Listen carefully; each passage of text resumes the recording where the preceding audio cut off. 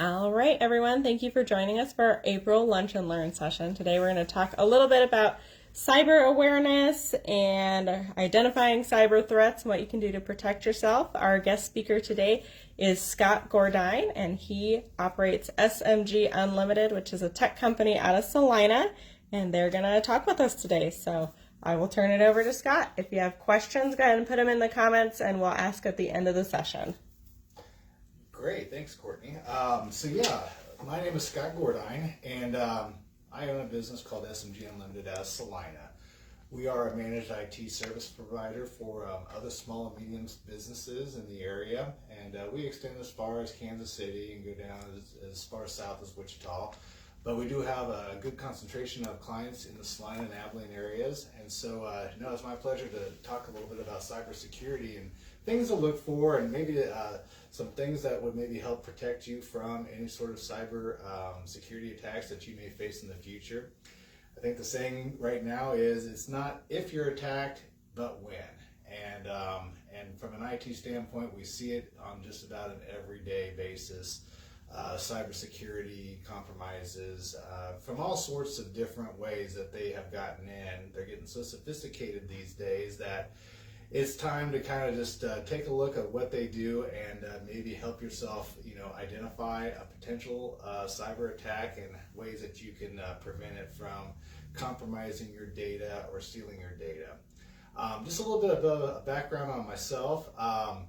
I come from working 20 years at a large manufacturer in Salina as their IT manager, and started my own business about 8 years ago, seeing that there was a need that most small and medium businesses did not have their own IT department, and so a lot of them were just underserved in the areas of technology, and especially in this kind of new era of everything being up in the cloud, not having maybe enough knowledge to keep themselves protected from cyber attacks. So in the last few years, we've seen such a rise in cyber attacks that we have dedicated our time to basically provide tools and services to other businesses to make sure that their data is safe, protected, and we also train their users so that they can identify potential threats as they come through. So just some stats about cyber security and cyber attacks. There's about one cyber attack every 39 seconds. So you can tell that it happens just, every twice a minute practically. And 94% of all those attacks come from a malware distribution through an email, whether it's a link or an attachment. So you're going to see most of those come in through some sort of a spam phishing attack. And I'll get a little bit more into the types of phishing attacks, and which you can see there here in a moment. But the average cost due to the damage of a security cyber event that either is the theft of your IT assets or the encryption of them, that cost can be upward near $1 million. And so every 14 seconds, a business falls victim to some ransomware attack. So anyways, you're seeing that, I don't mean to scare you with all this, but yeah, it's happening, and it happens every day. 96% of all those ransomware attacks, it takes the threat actor less than 4 hours to infiltrate the target system. So a lot of times they know when we go to bed at night, and a lot of times they'll hit it in the middle of the night, and the time you come in the morning is the time that you'll see something on your screen that says your files are locked and that you need to email a certain black market email address that contains the information on how you can pay these threat actors in Bitcoins to release your files. So anyways, I'll go into the anatomy of an attack, how that occurs, and then we'll get into how we can prevent it, and hopefully that will help you kind of look for those red flags to go forward from there.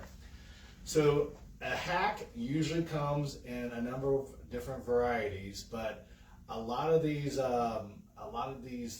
third country threat actors, they do a little bit of their research. A lot of these attacks, believe it or not, are targeted. And so they will get information on companies via social media, their website, and they'll use that information, especially if it lists, officers of a company, and they can tell who are the important people, and they can try to emulate those names in an email phishing scam to get someone else to click on something to start the compromise. So the first thing to do is they do some recon, they learn about your business, they find you on social media, and then they go into an initial compromise by sending out some spam to some of the people that are hopefully in the organization that wouldn't recognize it immediately that this was a bogus email, click the link, and then they get in a foothold on that computer with some sort of malware. Now that malware could sit there dormant for some time, and then it'll kind of start itself up, learn the network a little bit, see where data's stored at, servers, other computers in the network, and then they'll go through and they'll do some sort of brute force to escalate privileges to gain administrator access to those devices. Usually from there, once they have the admin access, they will steal the data, or they'll encrypt it, or they'll do both.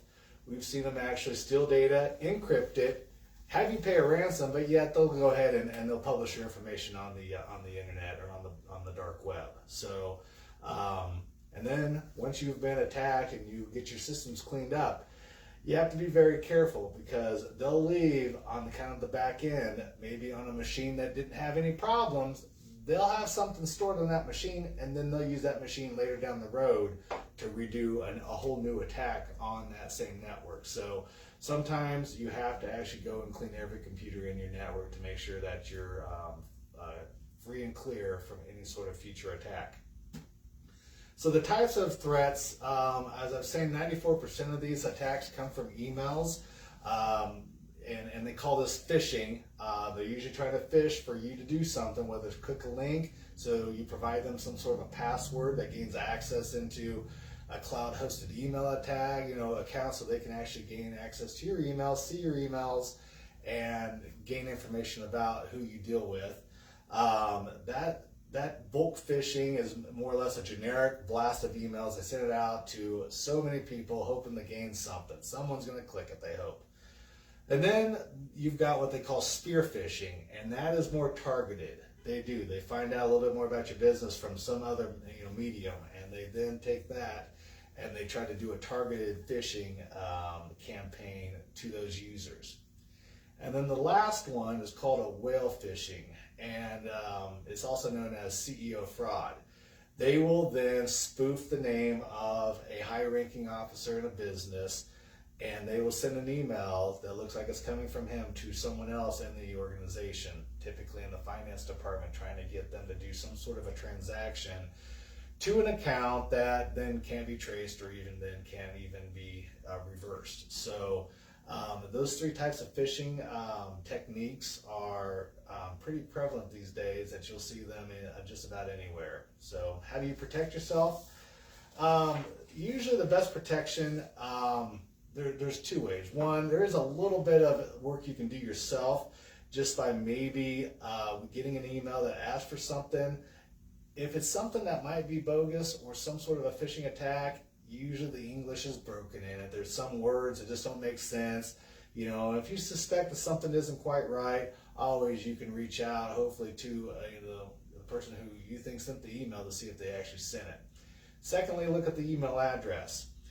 You have to kind of open up the email, then look at the from name, and then right next to the from name usually is their email address. You sometimes don't see this just as it sits in your inbox, because it just says the person's name. So when you open up the email, you usually just go scan the body of it and read it. You don't go look at the top to see who did it actually come from. And in most cases, you're going to notice it's some weird looking email address, probably at outlook.com and at Gmail or Yahoo. But at any rate, if it is not an email address that is legitimate to you, delete it. On top of that, hopefully your business is using a hosted service, whether it's Google or Microsoft.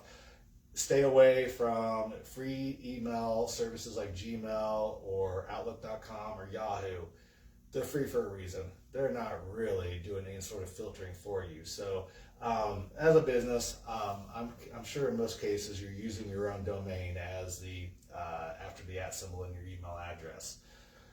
But third-party spam filtering is a service that we provide that adds an extra level of spam filtering to your emails to allow you to hopefully have better control or better filtering so that the emails that are suspicious just don't make it to your inbox. And these spam filters, they update their definitions hourly to where anything that's new that might have come out, a new technique, they would hopefully track and flag for you. And our spam service actually will send you an email saying, hey, here's a quarantine list of messages that we thought might be bogus. Because sometimes there are false positives. You'll get something that gets tracked as spam that probably was legitimate and allows you to release that email. And you can even see a preview of the contents of an email before actually having it sent to you so that it never actually makes it to your computer to do anything with, just in case you need to get more information before you actually allow it to come through. Some of the other types of threats in addition to spam and phishing is bad web links. These are just links that you click on from a Google search or a Bing search, and they typically come about from just maybe a typo in your search typing that brings up perhaps a result you think is legitimate. You click on it and it takes you to some pop-up message that you're infected, please call this number, and it's a support line that you think is going to actually help you fix the problem.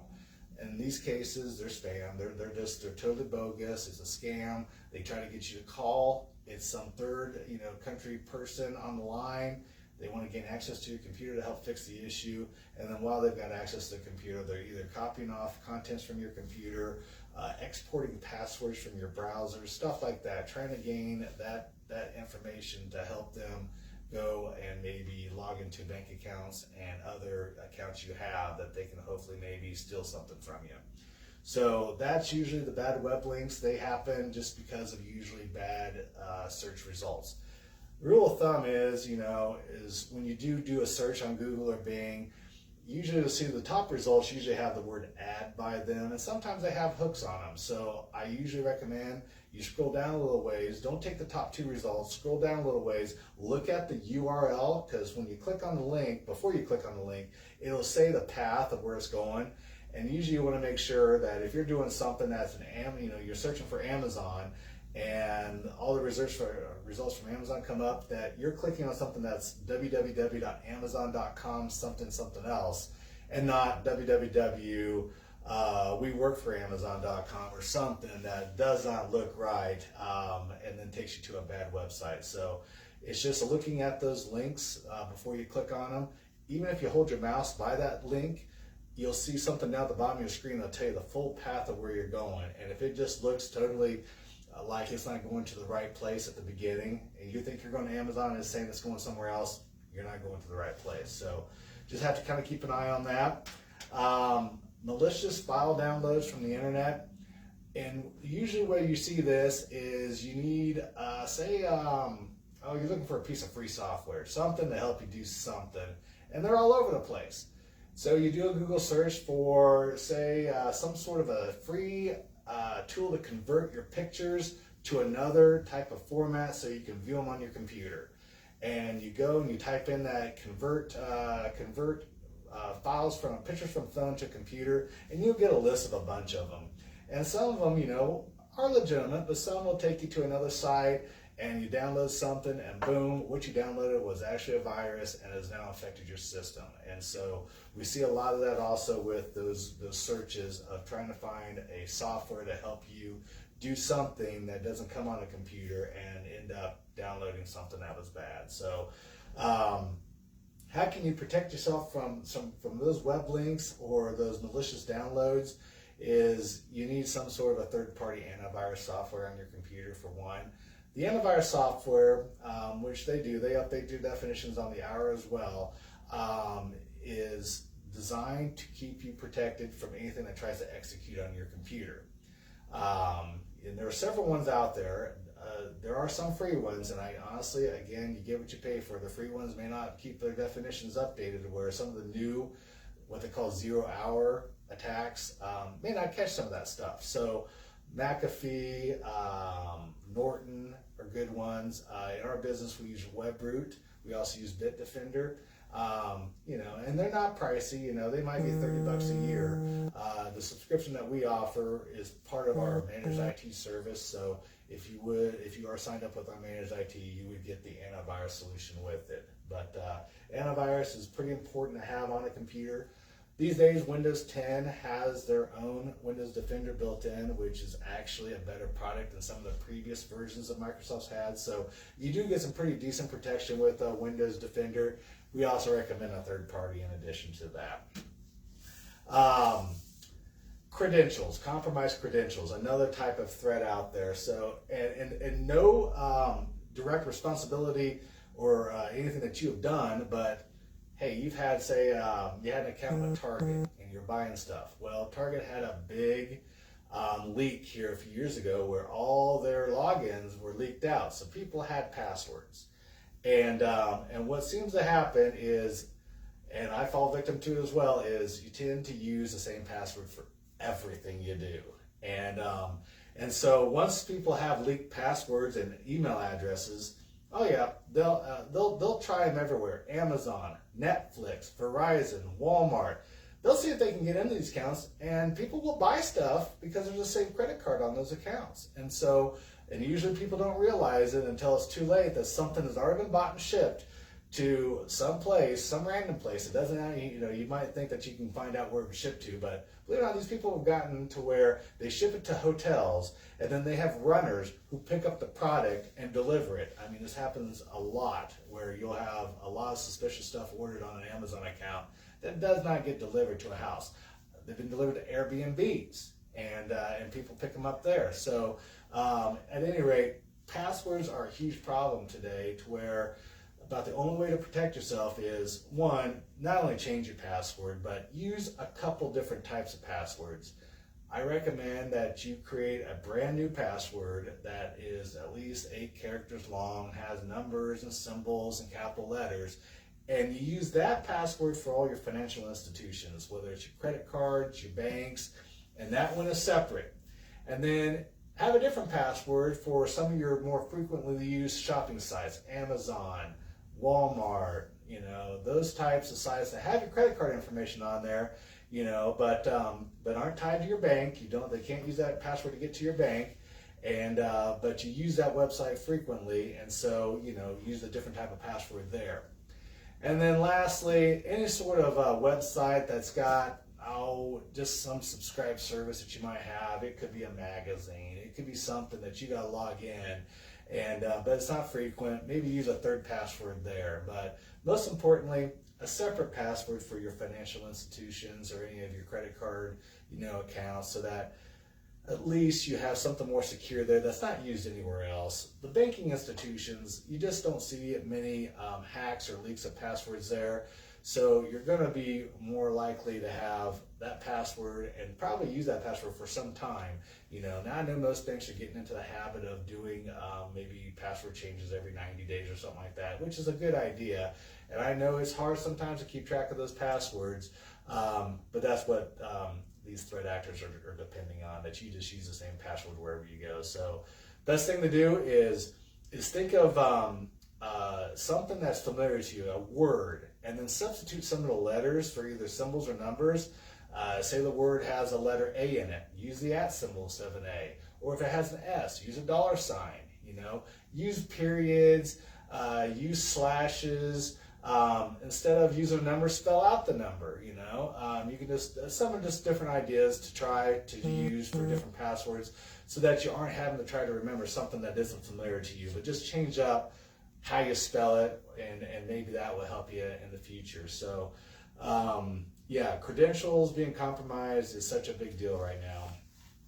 Last, and kind of the last vulnerabilities are software related vulnerabilities with maybe the operating system of your computer.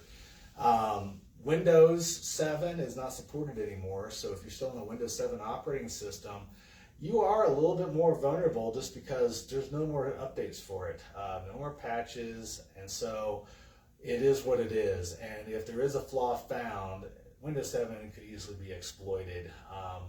I would suggest probably updating to Windows 10. Now, I know some of the older computers may not have the hardware requirements to make Windows 10 work with a decent performance. So at that point, it may either be time to upgrade to a different computer, or you might be able to add a solid-state hard drive to your computer that will, make up for the performance loss if you don't have enough processor or memory. On top of that, Internet Explorer that comes with Windows 7 and still available right now in Windows 10 is probably the biggest no-no out there. Internet Explorer it hasn't been worked on in so many years, and I know there are still some old websites that it's the only thing that works for them, and that's unfortunate. But Microsoft is going to be removing Internet Explorer from Windows 10 here at the end of June, so it won't even be an option here pretty soon. But if you're still Windows 7 using Internet Explorer, please move on to Google Chrome or Mozilla Firefox. Those browsers are updated on the regular, but Internet Explorer, if you go to a bad website, you're not going to be protected. So yeah, keep your browsers updated, and keep your Windows updated too. You should get, with Windows 10, pop-ups about an update is ready. Go ahead and run that update. You can usually postpone them for a little bit, but go ahead and run it. And if it reboots your computer or asks you to reboot, you can postpone that as well. But I do recommend getting those Windows updates done because they're usually there to fix some sort of vulnerability that has been discovered that maybe was exposed because of another update. So Microsoft comes out with patches every Tuesday, so they call it Patch Tuesday, and they're usually out there. And part of our IT services is, as we remotely monitor and manage computers, we're keeping them updated with patches on the back end. So we keep everything updated so that there's no vulnerabilities with the Windows operating system, which is obviously the one that's most exploited because it's used in about 90% of all the work computers. So Windows, you have to keep it updated. So what are some other recommendations to keep your network safe and your computer safe? If you're using email that's, even if it's a free email like Gmail or Outlook.com, or you have a business email hosted with Google or Microsoft, it is very important to enable what they call two-factor authentication. It's just a second level of authentication that takes place that when someone tries to log into your account from a device that's not recognized, it will prompt for a code to be sent to a phone number that's on the account, an alternative email maybe, or even an app. There are these authenticator apps that Google and Microsoft have that will then flash a code, and you enter that code, and that will enable the secondary authentication to get you into the account. And it's very important because, as I was talking about those bad websites, some of those links, there is a big phishing scam out there that says, hey, it's from UPS, it's your invoice. You double click it, it takes you to a Microsoft account to say, hey, log into your email. And it's bogus. You can tell at the top that it's not Microsoft or it's not Google. But what they try to do is they have you put your email in there and your password, and you think, it didn't get me there, nothing happened. They have your email password now, so they can log into your email from another location and go through and set up rules that will basically look like it's you, because it is you, it's your account, and they can send it to your customers, and they can mask the replies that go into a hidden folder, and they can have communications with your customers and negotiate deals and have payments sent to some other account, and then you not realize that until it's too late. So two-factor authentication will give you that extra level of security for your hosted email accounts. On top of that, there's some extra software called application whitelisting, and what it does is it is a zero trust application. It actually goes above and beyond an antivirus, and it runs on a computer system, and it says that if something tries to execute and it is not trusted in a policy that's been set up beforehand, it won't run. And it'll even do this with legitimate software. It just basically now says, we do not trust anything, and the only thing we do trust is what you specify. And so if you've specified all the software that's currently on your computer to run with no problem, and you go and install a new program, it'll stop it, but it also stops anything that tries to run from a link that you clicked or anything like that. So anything that tries to execute, it will not allow it.